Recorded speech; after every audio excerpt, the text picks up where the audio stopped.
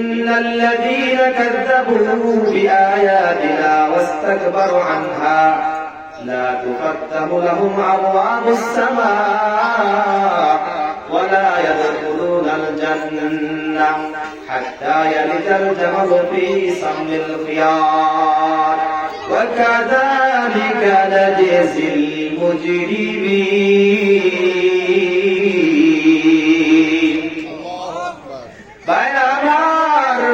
আল্লাহ রাব্বুল আলামিন ডেকে বলেন, ও আমার গোলামেরা রে, শুনে রাখো, কুরআন এবং হাদিসের আলোচনা যখন চলবে, সেই সমস্ত মাসবাকে, সেই সমস্ত মজলিসকে তোমরা এর প্রতিপূর্ণ মনে করবে না। কুরআন এবং হাদিসের আয়াতকে, কোরআনের আয়াতকে তোমরা মিথ্যা প্রতিপূর্ণ মনে করবে না। যার কারণ আল্লাহ রাব্বুল আলামিন কোরআন শরীফের ভিতরে 6663 আয়াতের ভিতরে প্রায় 83 জায়গার মধ্যে বলছে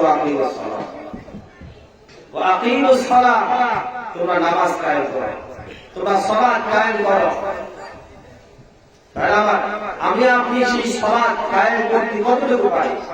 যারা সালাত কায়েম করেন না, নামাজ পড়েন না, তারা এই 83টা আয়াতকে ওয়ার্তিক করে আপনার বুকের পাড়ায় এত বড় মাল, 83টা আয়াতকে ওয়ার্তিক করে আপনি ঘরের ভিতরে ঘুমিয়ে থাকেন। ইন্নাল্লাযীনা কাযযাবু বিআয়াতিনা, নিশ্চয়ই যারা মিথ্যা, ইন্নাল্লাযীনা কাযযাবু মিথ্যা প্রতিপন্ন মনে করে, মিথ্যা বলে এই আয়াতিনা, আমার আয়াতসমূহকে, ওয়াস্তাকবারু আনহা, এবং তারা এই আয়াতসমূহকে তেলাওয়াত করলে, কুরআন এবং হাদিসের আলোচনা করলে তারা কান মুড়ে নিয়ে যায়। লা তুফাত্তাহু লাহুম আবওয়াবুস সামা', ওই সমস্ত লোকেরা মৃত্যুর পরে আসমানের দ্বারকে খোলা হবে না। কেমন হবে? একবার রাসূল সাল্লাল্লাহু আলাইহি ওয়াসাল্লাম কোন একটা মজলিসের ভিতরে বসেছিলেন, কোন একটা গাছের সাথে অন্য কোনো সাথে হারাম দিয়ে বসেছিলেন।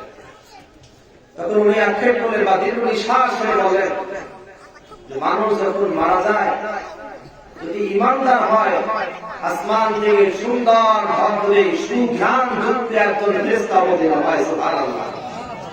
ওই ফেরেশতা ওই ব্যক্তির রূহটাকে নিয়ে আদর করতে করে মুহাব্বতের সাথে খুবই কাকুতিমির সাথে তাকে আসমানের দ্বার পর্যন্ত নিয়ে চলে যাওয়া হয়।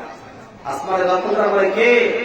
দুনিয়া থেকে বলে অমুক হাজী সাহেব, অমুক আল্লাহর আপনার গোলাম, অমুক বান্দা আপনার, অমুক মুহাব্বতে আপনার বান্দা, তার রূহটাকে আজকে নিয়ে আসে। মারহাবা, তাহার আমল শুরু হোক, তাহার আমল আইনি দিয়ে রেখে দাও। আবার যখন একজন বেঈমান দুনিয়ার থেকে মৃত্যুবরণ করে,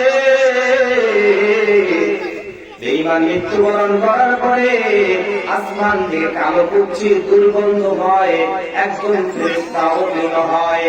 অবতীর্ণ হওয়ার পরে ওই ফেরেশতা যখন অবতীর্ণ হয়, ওই আজরাইল, ওই ফেরেশতা দুনিয়ার বুকে আসার পরে ওই ব্যক্তির জান কবজ করার পরে বুকের উপরে উঠে বসে, আর বুকের থেকে তার আজাদ জানটাকে এমন ভাবে কেড়ে নিয়ে যায় এমন যেন সাগরের সমস্ত পানীয় তাকে পান করা হয়, তো তৃষ্ণা মেটে না। আবার কোন কোন কিতাবে আছে ওই ব্যক্তির জান বন্ধনে গ্রহণ করা হবে, জীরত ভাবে আজাদ হবে ওই ব্যক্তির। যেমন জানো একটা তাজা ছাগলকে যদি চামড়ার আসিলে আবার যদি সুন্দর বলিতে পেতে তাহার সারা শরীরে যদি লাগিয়ে দেওয়া হয়, কিরকম ভাবে শাস্তি হবে, আযাব হবে, ওই ব্যক্তির আযাবকে তার চাইতে বেশি হবে। নাউজুবিল্লাহ।